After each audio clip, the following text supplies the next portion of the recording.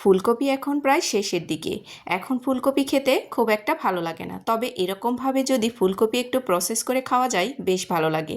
আজকে বানিয়েছি ফুলকপির পরোটা। পরোটাগুলো হবে মুচমুচে আর খেতেও বেশ মজাদার। ফুলকপির পরোটা তৈরি করার জন্যই প্রথমে আমি ডো তৈরি করে নেব। তার জন্য এখানে ময়দা নিয়েছি 1 কাপের মতো, এর সাথে দিয়ে নিচ্ছি 2 চা চামচ রান্নার তেল আর সামান্য একটু লবণও ব্যবহার করেছি। এরপর তেলের সাথে ভালো করে ময়দাটাকে মাখিয়ে নিতে হবে। মুচমুচে করার জন্য এই প্রসেসটা অবশ্যই করতে হবে। তো দেখুন আমি ভালো মতো করে ময়দাটাকে তেলের সাথে মাখিয়ে নিয়েছি। এখন অল্প অল্প করে নর্মাল টেম্পারেচারের পানি দিয়ে ডোটাকে সফট করে বানিয়ে নেব। আমরা যেরকম নর্মাল রুটি বা পরোটা বানাই সেভাবেই এই ডোটাকে বানিয়ে নিতে হবে। তো ডোটা একদম বানানো হয়ে গেছে। এখন এটাকে আমি 2 হাত দিয়ে একটু ভালো করে মথে নিয়ে 10 মিনিটের জন্য এটাকে সাইড করে রেখে দেব। এদিকে আমি ফুলকপির পুরটা তৈরি করে নেব। তো তার জন্য প্যানের মধ্যে দিয়ে নিচ্ছি 2 চা চামচ রান্নার তেল। এরপর দিয়ে নিচ্ছি পেঁয়াজ কুচি, মিডিয়াম সাইজের একটি ছোট পেঁয়াজ আমি পুরোটা এখানে ব্যবহার করেছি। এরপরে পেঁয়াজটাকে 1 মিনিটের মতো নাড়াচাড়া করে এর মধ্যে ফুলকপির টুকরোগুলোকে দিয়ে নেব। এরপর দিয়ে নিচ্ছি চিলি ফ্লেক্স, ঝালের জন্য এটা ব্যবহার করেছি, স্বাদমতো লবণ। এরপর দিয়ে নেব কালারের জন্য সামান্য একটু হলুদের গুঁড়ো। এরপর টেস্টটাকে আরও বেশি ভালো করার জন্য দিয়ে নিচ্ছি গরম মশলার গুঁড়ো 1/4 চা চামচ, আদা রসুন বাটা 1/2 টেবিল চামচ পরিমাণ। এরপর সব কিছুকে নাড়াচাড়া করে মিশিয়ে নিয়ে এর মধ্যে দিয়ে নেব কিছুটা পানি, যাতে ফুলকপিটা ভালো মতো সেদ্ধ হতে পারে। তো এখন পানি দিয়ে নিয়েছি, নাড়াচাড়া করে নিয়ে ঢাকনা দিয়ে দেব 10 মিনিটের জন্য। মিডিয়াম আঁচে এটাকে সেদ্ধ করে নেব। তো ফুলকপি পুরোপুরি সেদ্ধ হয়ে গেছে। তো নাড়াচাড়া করে নিচ্ছি। এখন এখানে আমি একটি ডিম ব্যবহার করব। ডিম দেওয়ার পরে একটু নাড়াচাড়া করে সবগুলোকেই আমি ফুলকপির সাথে মিশিয়ে নেব।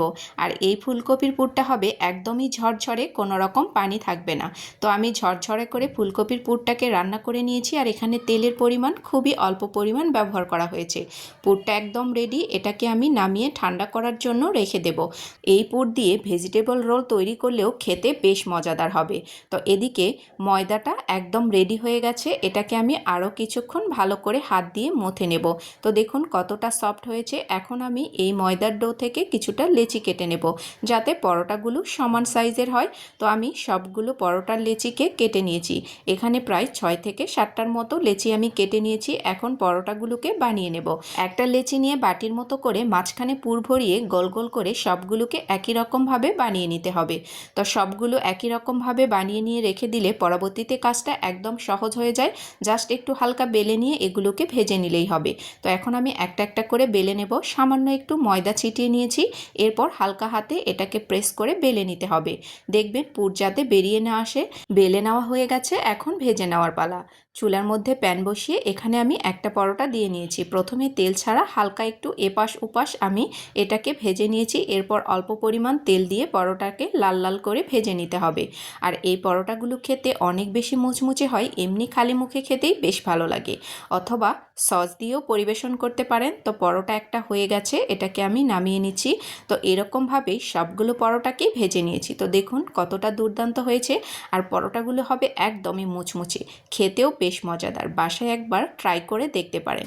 তো আজকের রেসিপিটি আপনাদের কাছে কেমন লেগেছে? যদি ভালো লেগে থাকে লাইক, কমেন্ট এবং শেয়ার করে দিয়ে যেতে ভুলবেন না। এই পর্যন্তই, সবাই ভালো থাকবেন। আবারও দেখা হবে আপনাদের সাথে নতুন কোনো সহজ রেসিপিতে। আল্লাহ হাফেজ।